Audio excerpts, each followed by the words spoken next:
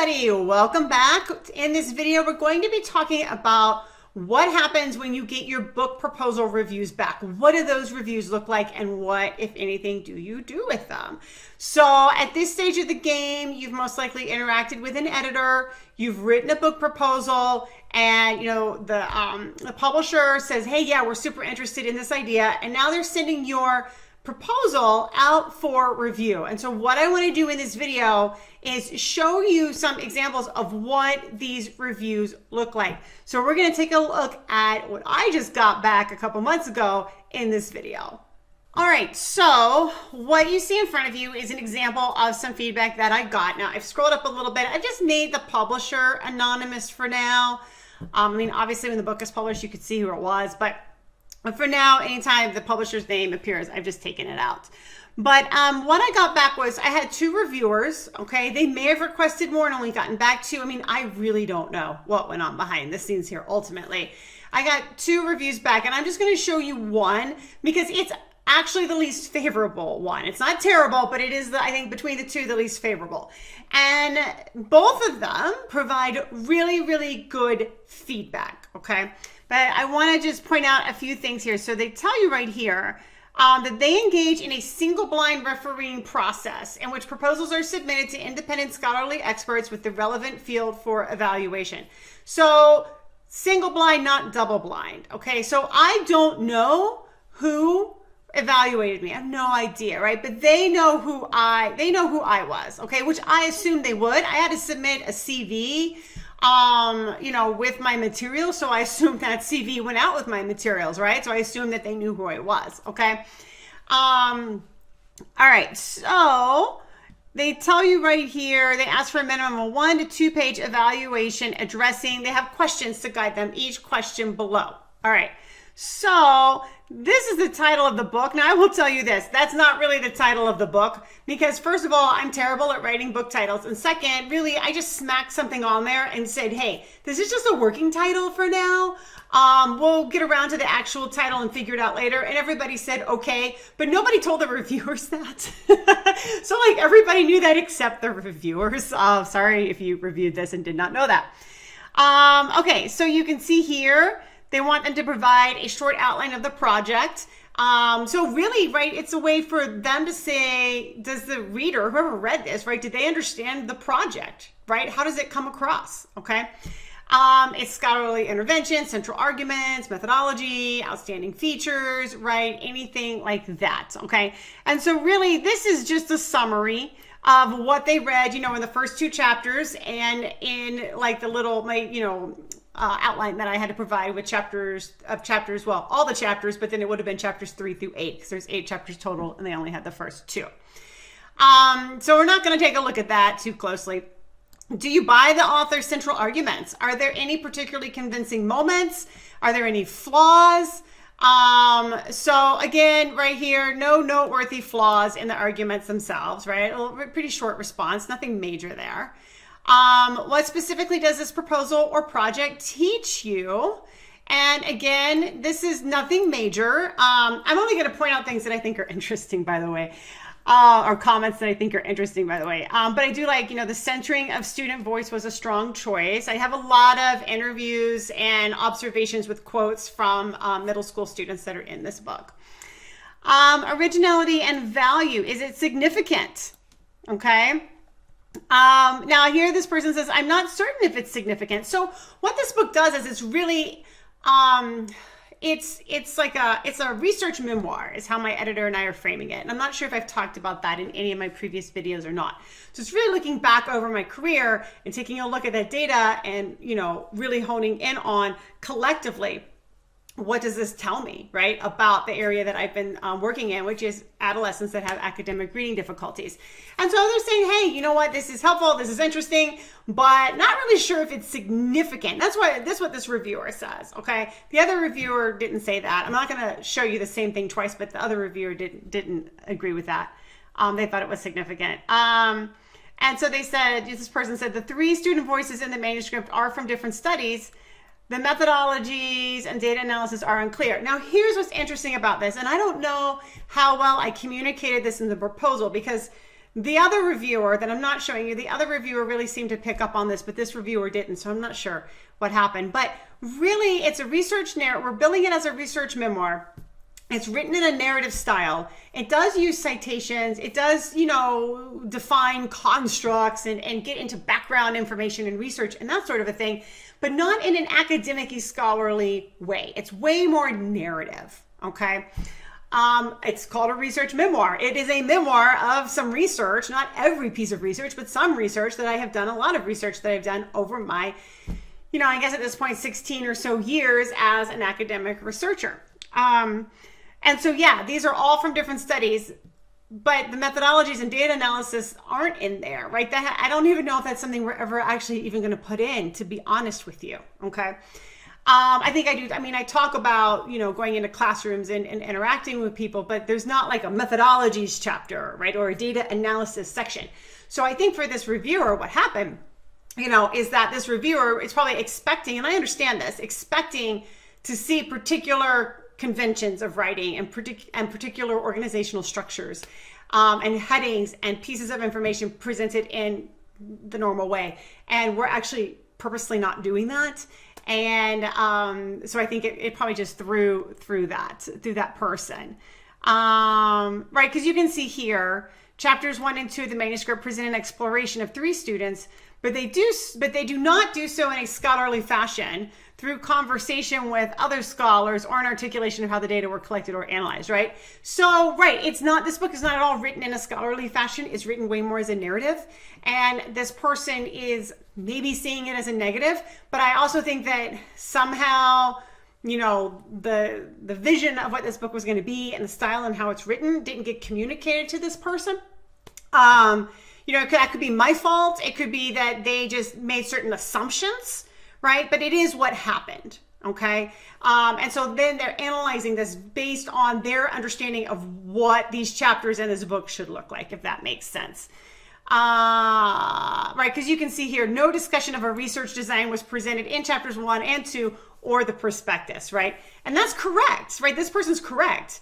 And we're probably, anything about research design is going to be minimal. It's going to be embedded. It's going to be contextual. It's not going to be under a big heading that says research design or data collection or data sources. None of that is going to be super explicit in your face, because the book is meant, what I hope is that, anybody with any interest in this can pick it up and read it and understand it and get something out of it. And you don't have to be an academic to be able to appreciate it and to be able to comprehend it.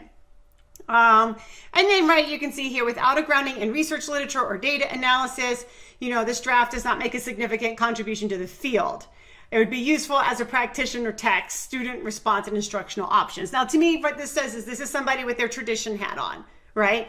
We're going to write about research. We're going to write about it in particular ways, right? I'm trying to write about it in a way that's much more written for the public and much more mass consumption. And again, not sure if it's my fault that didn't get communicated, or if it's just that maybe I did. The other person got it. The other reviewer got it, which makes me think that this person came with their particular lens on how you write up research. And I did not do it that way. And now they're saying, well, then this is flawed, right? There's problems with it. There's big pieces of information missing, which is true if I was trying to write a traditional academic scholarly text, but not necessarily true in this manner. Right. So here's what's the book's relationship, right, to seminal scholarship? What's the book's relationship to recent scholarship? And let me just say this. I did not know these questions in advance. So if you're sitting here with me and you're looking at these questions that the reviewers got to answer, I did not get to see these questions in advance. I had no idea what their directions were. So you're going to write the prospectus based on whatever directions you're given, okay? And ideally, the directions that you're given, right, are going to fit nicely with the directions or the questions that guide how the reviewers review your prospectus. But because my editor said, hey, we want to try something new, right, I think these things don't jive so well, okay? Because you can see here, the first 2 chapters did not rely heavily on scholarly sources. Obviously, I cited my own work, that's me. The footnote references were few, especially given that the opening chapters could have established a literature review. He talks about some people that were cited. Somebody, here's a citation I could have used, and that's fine. I'm totally open to that. With a few footnotes, no direct citations, and a lack of variety of sources to support major concepts, constructs, conclusions, the research base could benefit from additional engagements. Now, what this person doesn't know is that my editor said, we don't want a lot of citations in here, right? We don't want this looking like an academic book, all right? So this is where, the vision that my editor has for this book versus the directions for the prospectus versus the directions that this reviewer was given, they don't jive, they don't mesh, right? This reviewer, or both the reviewers, in my opinion, should have been given some kind of a statement from maybe the editor himself that said, this is our vision for the book, and this is how it's going to deviate from things that we've normally done, right? This is how it's deviating from business as usual to help this along a little bit, okay? Because he's right, this reviewer's right. There's few footnotes, there's some citations in there. There's a limited variety of sources, and that's intentional, right? Like I was given instructions to, minimize citations. I did, and then my editor said, no, you got to minimize them even more than that, right? So they are very minimal. Have sources been neglected or overused? Again, right, we're talking, they do give me some good things to put in. So this is useful, right? I'm definitely going to return to this and, probably at least take a look at and seriously consider adding in some of these sources. Suitability, is the title appropriate? No, the title's not appropriate. Like I said that at the beginning, right? The title's not appropriate, right? It's just not. So again, they should have probably provided and said, hey, this is a working title. Like what would have been helpful for me is if the reviewers had been told this is a working title. So just keep that in mind. And if you happen to have suggestions for a title, the author's open to hearing them because I'm so bad at titles. So yeah, absolutely. I agree with this statement that it's a bit too vague and just not good. And then let's see here. Is it clearly written and readable? If there are flaws, let us know. It's very clear and readable, which is great. That's what I want to hear because that's what we're aiming for. Okay. The author uses short paragraphs. That's great. Makes it readable. Lack of academic citations. Yes, intentional, right? But this person doesn't know that. It also means ideas are not always deeply analyzed or considered. Again, not that kind of a book. All right. Not that kind of a book. I pick my battles when I go into more of a deeper dive on something. This style would work well for a practitioner text. Right. Good. That's what I want to hear, right? It would work well for, more of a mass consumption kind of a thing. Is the length appropriate? Yes. I like this one. Did you find the style appealing or difficult? The style was appealing.